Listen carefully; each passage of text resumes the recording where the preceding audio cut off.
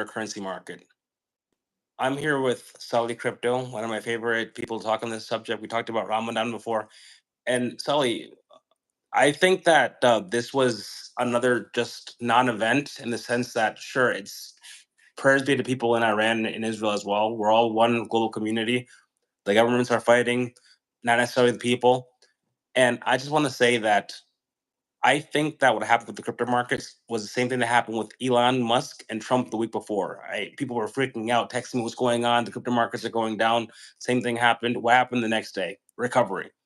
We haven't fully recovered. Everybody's still on edge, but Bitcoin is staying really strong at $105,000. It rebounded again twice in the past couple of weeks. I think it looks like with all the inflows from the ETFs and people looking at gold, right, and even now Ethereum as safe haven assets to store your wealth, especially in cold storage, right? If somebody has to leave a country, for example, you have two ways: either jewelry. That's why jewelry was invented, the store value that you can take with you, and cryptocurrency is Yeah. also a great way to send your wealth to another jurisdiction or to travel with it on your person, or just memorize your passphrase and then you leave that way and get another device once you get to another jurisdiction. So I'm just want to get a feeling like what's your how are you feeling with the whole situation? You're Muslim, obviously. What is your Yeah. perspective on the whole situation with Iran and Israel? And if you want to, you can also explain that it's a different brand of Islam or it's a different country. It's Persian. It doesn't really affect you personally. But what is your general feeling right now? How are you feeling?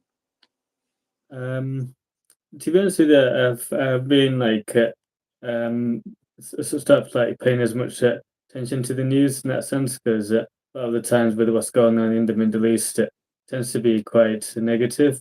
But in terms of like the types of Muslims, that's the majority in Iran, though, it tends to be like this the Shia, Shia Muslims, and what I've noticed is, that they're a bit more um, more re- more resistant to certain like changes and stuff.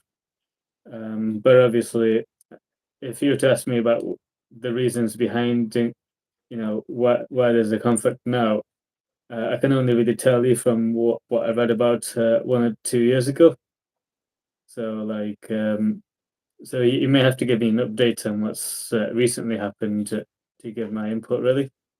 Well, as you know, what happened was that this past Wednesday was 60-day Mm. mark that the United States gave to Iran to basically show their books and open their borders to inspectors with regards to the nuclear Yeah, weapons program. So what happened was Israel decided that, hey, listen, they told the U.S. as well, we've given them 60 days, and we honestly think that they're going to attack us first. So we're going to attack them. And what they did was, it was really precise, even to the point where they actually killed one of their top nuclear general scientists on the nuclear program at the building, the apartment. Like you saw the picture, if you saw the picture online, you can look it up online. Anybody watching, that they precisely destroyed the apartment, like a two apartment buildings in the building where the person was staying at, and obviously attacked nuclear supposed nuclear sites as well where they were building the weapons. So Israel did that, and Iran retaliated in the next 48 hours, and they basically attacked Israel in the Iron Dome. For the most part, intercepted the majority of the missiles that were going into Israel. However, some of them yeah, did go through. The U.S. was involved in helping protect Israel. But anytime something like this happens, we saw that with when Russia Ukraine started, the crypto market took a hit. When the situation with Israel happened last year, it took a hit. But this year, it took a hit, but it recovered strongly again above that 105,000 support. Right? I don't know if I can say it's support because some people are saying it's $100,000, which also just to give everybody an idea, the fact right. that Bitcoin has been over $100,000 and it refuses to go under $100,000 for the past like 34 days, as long as it's ever been over $100,000, for me, it shows that the cryptocurrency is strong and that people are looking at it. And also, we have the regulatory situation with the United States. We're passing a lot of stablecoin legislation. We have a lot of ETFs being approved, basically cryptocurrency going on our stock markets. It looks like Solana is going to be next. And same with crypto, that an organization we market with, we don't represent them, we don't work with them for them officially, but a lot of organizations that I work with, they're hosting a lot of events for local jurisdictions here. 2 weeks ago, they had an event for New Jersey, the gubernatorial race primary, Democratic Republican side. They had people come speak, and say, listen, these are the ones that we support. They support crypto. Also, we have one coming up this upcoming Wednesday, the 18th of the month of June, for the New York City mayoral race, which, by the way, one of the leading candidates in the mayoral race in New York City is, in fact, Muslim. And I live in the Yeah. neighborhood next to the neighborhood that basically supports him en masse in the Muslim community here in New York City. So, what is your opinion on basically the fact that right now there is a war in the Middle East, and do you think that it's going to affect the cryptocurrency markets in the short term and the medium term? Because I know that you had TA technical analysis, and you explained that you think Bitcoin is going to $122,000 pretty soon, and you thought that Ethereum was also going to pump. In your Yeah. event, So yeah, I'd say that it was exactly on that same day when the attacks happened that the cryptocurrency, the price of Bitcoin has gone down. So it's a situation that like it's gone down like temporarily, but I believe that like the bigger shareholders into the cryptocurrency, there's a possibility that they may have like sold some of their shares to give like funding down to Israel. That's just like a who speculation specifically? of Who what I believe. specifically did that? I don't know anyone in specifically. It's just like speculation. Is I'm just saying like if someone was well, basically, I think it's just more or less like a fear factor, uh, probably to do with like what's it called now? It's a fear factor. So it's like they're not gonna that person might not be just using it as like a way of uncertainty. So they're selling it as at a price, but I believe that it will go up again in the future. Yeah, and that this is just like a temporary thing. So you think it was more of like a But sell the fear, buy the greed? Because a lot of people are saying in a lot of spaces and also on YouTube that there's a possibility that a lot of the Bitcoin maxis, which they also own altcoins, let's be honest, what they did mm, was they sold everything to drop the price to scare retails out of the market and basically buy back everything at cheaper prices. Do you think that, that's happening right now? More so than people are, being scared on their own and just in selling crypto? Because you and I, we're in this for the long haul. Like mm, we know to hodl through everything, right? And when people freak yeah. out, if anything, we buy more crypto because we see it on a flash sale. So, do you think that that's a possibility that basically the crypto markets are just basically being heavily manipulated and people are trying to get crypto at the lowest price point possible, but before we see a summer pump? Because as you said in the TA, Bitcoin looks like it's primed to get to $122,000 and XRP primed to go higher, and so is Ethereum. Do you think that's what Yeah. it is, market manipulation? I'd say so as well, yeah. But what I think, obviously, with what's happening in the news, that does affect it too. So, like, as in when it talks about like major world events, sometimes that affects it too, to an extent. Okay, definitely. So what I want you to do is I'm gonna keep talking for a bit, but please pull up the Bitcoin price and then the Ethereum price. We're gonna do a little bit of technical analysis to see if anything has changed from last week to this week. I want to see if Bitcoin, based on your technical analysis, is still on track to not just hit a new all-time high, but it's also on track to $122,000 by the end of June, early July, and Ethereum as well. Some people are saying $4,000 by the end of June, beginning of July. Okay. So So with Bitcoin at the moment, because obviously is hitting like a resistance level at this point, I'd say depending on how things are going at the moment, it would be that what's it called now? So I'd say it's likely to stay roughly around that level, but if it was to go down, it'd be roughly around 104.5K. So 100.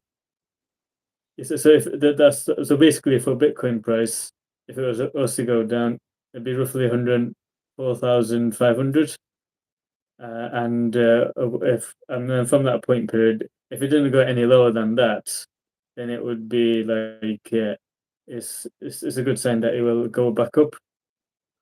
okay, At the so what moment, is your obviously, what is it's going down a little bit, but it's still held up its 100K price. I don't. If it was to go down, it wouldn't go down very much. Okay, so where do you see the price going to in the next couple of weeks? Do you still see the TA saying, suggesting that we're going to make it to $120,000. 120, did you say?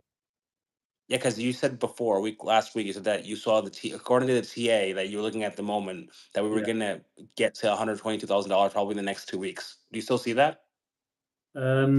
Not though at the moment, since there's obviously a few changes that's happening around the world, but I'd say if it does go up in the next few weeks, it could probably reach 110K before further changes happen. Okay, so basically what you're saying is look at macro and then decide. Yeah, Okay, and how about Ethereum? We're looking at that because Ethereum is another big play. So what's been happening? I'll explain a little bit. What's been happening with Ethereum is that BlackRock and a lot of asset managers mm, they're starting to basically rotate. As we know, this happens often during bull market years. yeah, They're beginning to rotate their profits from Bitcoin and aggressively buying Ethereum. They started doing this in early June. And BlackRock is not stupid. They basically said this past week that they want to be the biggest cryptocurrency asset firm in the world by 2030. yeah, And we know that they currently are the biggest asset manager, period. I think they have around $10 trillion to mm, assets under management. So if they're going into Ethereum, is that because you see in your TA, right? That yeah. Ethereum is gonna still outperform. They outperformed Bitcoin last month. Do you think that they're still gonna outperform these next couple of weeks? Ethereum. Um, you're talking about for Bitcoin performing Ethereum at the moment. Is that what you're saying? Ethereum specifically. You said Bitcoin's gonna get to $110,000. What do you think Ethereum's gonna get to in the next 2 weeks based on the TA right now? What are you saying? Because at the moment, the past few days, it's been consistently going down. However, it'll most likely reach like a stability point at $2,500. Maybe yeah, so roughly around that period is probably where the price will stay will be stable. But after that point period, I think it will go up in the future to roughly around 2,600, and then after that, that's when things will change. Okay, so you're suggesting that macroeconomics decides everything in the short term and the medium term as well. Because usually, we'll like to say with you specifically is that TA is best for the next few days, the next week or so. But I do think that Mm, macro basically decides everything in the next few months. So the XRP ETF is up for evaluation this upcoming Monday or Tuesday. So we're gonna have to look okay. at that one as well. XRP was going up; it was pumping. Our indicators, our trading bot indicator. I'm not gonna say the name of it yet. I can't say it until it's released to the public. But 2 weeks ago, we had the flashes on the Monday and the Friday, the first week of June. Hey, buy, buy, Yeah. buy, buy, buy signals. XRP ETF is up, so a lot of people were buying anticipation of that. It had resistance, I believe, at like $2.26. It got up to, or a little above that, and people were like, "Okay, this is the time to buy in." And the TA was suggesting that it was going to go higher. Some people are saying that it might hit $4 to $6 by the beginning of July. Right now, what is your TA saying for the next couple of weeks with regards to XRP? So I'll say at the moment it's looking good. It has, although it went down the past few days, that one also has some stability. So I believe that it will go up in the future, but it'd have to go past $2.32 before it goes any further than that. Once it reaches that milestone and goes past it, it's likely to reach $2.43 after the few weeks. Okay, so in the So next couple, and then go ahead. Sorry. so I'd say that yes, it's looking good so far for XRP. Okay, so in the next week, by the way, Rocky got me for apologies. We're basically just going through the Israel Iran situation and just trying to get some information on what's going on with the crypto markets because it is Saturday, by the way, and Sunday. So Saturday is usually pretty dead. Again, exceptions can be like during November, and I think it was like a Saturday in January where like certain crypto projects were pumping. But generally speaking, Saturdays are pretty dead. But we like to talk every Saturday morning for people that are awake and listening, because I usually go on Twitter for 2 hours before I get on live with Sully. Which, by the way, we had a great conversation on regulatory policy. So in the United States, I'm not sure if you're aware of this, Sully, but we just had two states pass important legislation in the past week, Rhode Yeah. Island and another state, basically saying, listen, we're going to create a crypto council to give us a report on what policies to pass by January 6th. Rhode Island specifically, this is important because mid-January is when they start their legislative session. So January 20, by January, so they're ending the legislative session for this year. Usually starts around mid-January, ends in June, July, mid-July. Next year, they're going to have a report from this council, five-person council, saying, "Hey, these are the policies we suggest that you guys pass at the state level." And we just finished the spring sprint for crypto clarity. The United States Securities and Exchange Commission finished all 4 sessions. So there was a lot of anticipation for that to be over because that's when we believe the SEC will begin the next process, which is the ETF applications. Again, XRP ETF is on deck this upcoming Monday. However, Solana was a little bit asleep for a few weeks. Pull up Solana while I finish this point. Yesterday, sure. the past week, the United States Securities and Exchange Commission did what they usually do before approving ETFs. They told the issuers of the ETF to list on the stock market that you have until 5 p.m. Eastern Standard Time in the United States to update your S1 forms. S1 forms are part of the whole application process. They did this for the Ethereum ETF before they approved it, Bitcoin ETF, Bitcoin as well. Before they approved it, they told the issuers, amend your S1 filings and give them back to us. They did that yesterday, a lot of the issuers. And a lot of people out of nowhere, especially Eric Balkunas, one of the biggest ETF guys on Twitter, said, "Hey, this means that Solana ETFs are probably going to be approved for July. And I'm paraphrasing, get ready for ETF summer." So Solana right now, it was pretty dead. That's why we didn't do any TA on it. But give me a TA on Solana right now because Solana's price, if you look at the past week, it did have a little bit of a spike before the downturn on Wednesday, Thursday, for obvious reasons. But Solana, is it looking like it's stronger than it was, even at the beginning of June, going into mid-June? Mid-June. Because it's currently in like a downtrend at the moment, but for Solana, so at the moment it's not looking good so far. So if things do change, it'll be a while. But at the moment, I think the lowest point it will probably reach is $1.28 as the lowest point. So if it doesn't go any lower than that, then it's likely to go back up. Okay, That's what I see for Solana. Okay, so this upcoming Monday, latest Tuesday, we're gonna have the U.S. Senate, our higher house. The way things happen in the U.S. is the lower house, the U.S. Congress, has to pass a law. U.S. Senate passes it, they amend it, they agree to it. They have already done that process, and now the Genius Act in the United States is going to the president's desk, assuming that the Senate passes it this upcoming Monday, Tuesday. The Genius Act, what it allows for is stable coin regulatory clarity, which means any stable token under $10 billion market cap will be regulated by the state governments in the jurisdiction where they are incorporated. And at the federal level, any stable coin with a market cap over $10 billion will be regulated at the federal level.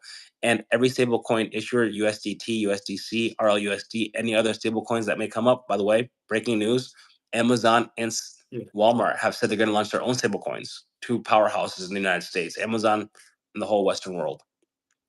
So it looks like we're going to have a bit of a boom based on that because next week when we're going to talk about DCAing smartly because every time we see the bull market start going up, we see parabolic runs, we want people to wisely DCA out. Just like we DCA in, we DCA out. We don't sell everything all at once because we don't want to miss on potential earnings. But we want to at least first take out our initial investment, then take out profits. I always say if you invest $1,000 into something and it goes to $2,000, take out $1,000. Pay your rent, buy your girlfriend or wife a nice gift if you have money like that, or just take it out and wait for the next dip and then put it back in if you're not hurting for money or anything. So that passes. It's going to be insane as well because remember that stable tokens are minted on the Ripple ledger, XRP ledger. They're minted on Solana. They're minted on Tron. When you have more activity on any blockchain, what happens to the value of that of the cryptocurrency, Sully? When you have increased activity on the blockchains. Sorry, I lost you there. That last bit. Whenever you have increased activity on blockchains, especially stablecoin creation, what tends to happen to the price of the cryptocurrencies? Right? Yeah. I'd have to remind me on that one. So I'll what give you an happens idea. to Hey, the what prices go changes? up. The prices go up when you see increased Yeah, of course, activity on yeah. blockchains. The prices go up. One, two, you get more, and your staking rewards as well. The staking rewards rise. Mm, So that's important. We're also going to have the Crypto Market Clarity Act, I believe, at the federal level of the United States passed. It's going through Congress right now. That one provides market clarity in the sense that it moves jurisdiction from the Securities and Exchange Commission, the regulatory body in the United States that regulates the stock market and cryptocurrencies, to what we call the CFTC, which regulates commodities. The CFTC regulates commodities, which means they are much more permissive. Commodities are oil, gold, silver, rice, etc. So if they're under the CFTC's jurisdiction, that gives clear guidance to people saying, hey, listen, cryptocurrencies are not stocks. Buy them like you would buy gold or silver with the same ease and hold them. So I think that yeah. those are two huge macro events that we're going to be looking at in the next 7 days, which will allow you to do TA and allow me to basically better inform people on how to DCA out. Remember, none of what we say is legal advice, as the legal processes at the state and federal levels in the United States are still ongoing. Mm, However, we like to basically legal or financial advice, but we like to give guidance. And what we're doing, specifically what I'm doing, and Sully as my TA quant guy, one of them at least, he gives me the analysis. We read through it, and then we see where we're going to go from there. So, Sully, any last, like, now that you know what's going on with Israel, Iran, do you see anything happening? Again, do you see it this affecting the market even more? Do you see the market going? Do you see that there's another strike in Israel or Iran the next couple of days? Do you think that's just noise, or do you think we're still going to go higher in the midterm? Obviously, the short term doesn't look great, but in the midterm, you still think we're going to go yeah. higher? Um, I'd say it would go higher, but I think we'll still have to just keep an eye on what's going on with the news in that sense, because there is a bit of a direct correlation with what's going on the news at this rate in terms of the price going down. So yeah, when you see something suddenly change in the market, and then things are happening which are changing its price quite a lot due to other world events. Those are the cases where like the news might be worth keeping an eye on.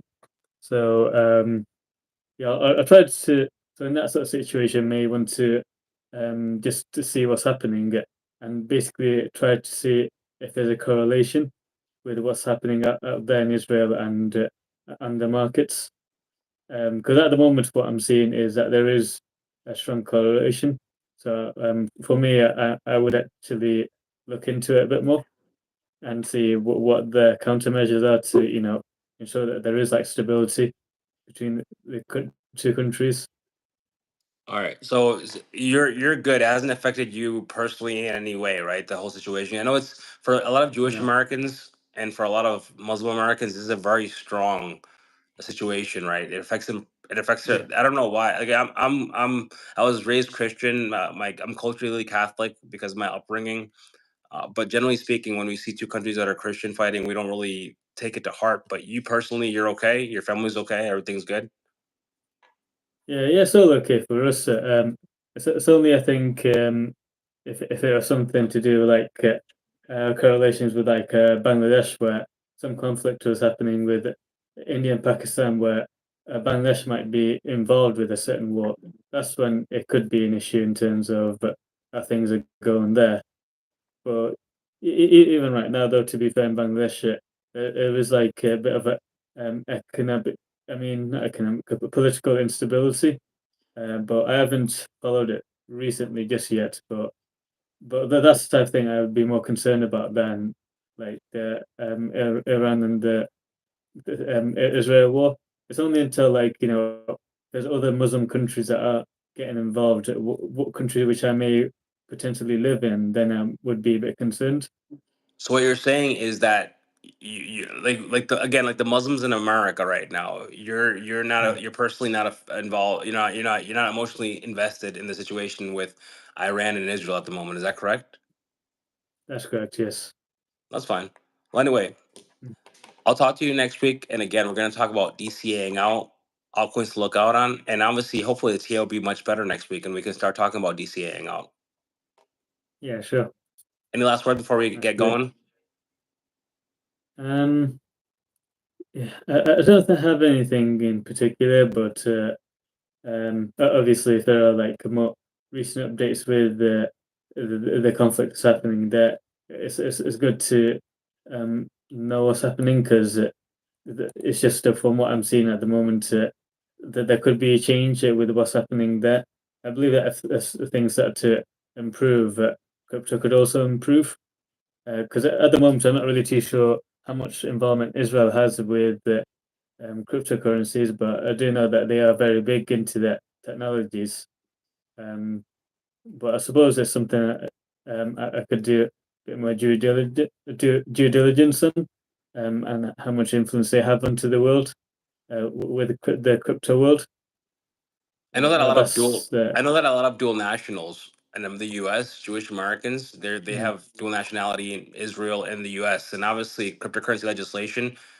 If they a lot of people that have dual nationality that have that wealth, they work on Wall Street in the U.S. And obviously, every time the mm, cryptocurrency company, for example, Circle IPO'd, and the New York Stock Exchange, they're the best performing stock in the past week. That's a stablecoin issuer, USDC, Circle.